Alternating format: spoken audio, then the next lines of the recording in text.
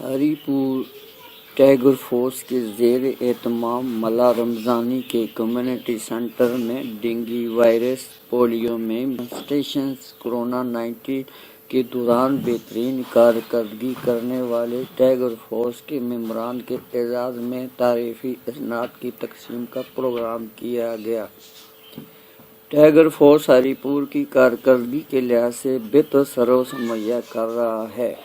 اس programme کے مہمان خصوصی ایڈیشنل ڈپٹی کمشنر مسرت زمان اور ایڈیشنل اسسٹنٹ کمشنر علی شیر خان تھے، جنہوں نے ٹائیگر فورس میں احسن کارکردگی کرنے والوں میں تعریفی اسناد دیے گئے۔ بہترین کارکردگی کرنے والے ورکنگ ٹائیگر فورس کے ممبران کی حوصلہ افزائی کے اعتراف میں اپنے خیالات کا اظہار کرتے ہوئے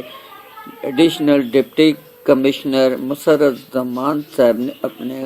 خیالات کا اظہار کیا۔ ان کو خراج تحسین پیش کر سکے اور ان کے خدمات کی تصدیق کے لیے ہم ان کو آج تصدیقی اسناد دے رہے ہیں، اپریسیشن سرٹیفکیٹس دے رہے ہیں، کیونکہ انہوں نے کووڈ-19 میں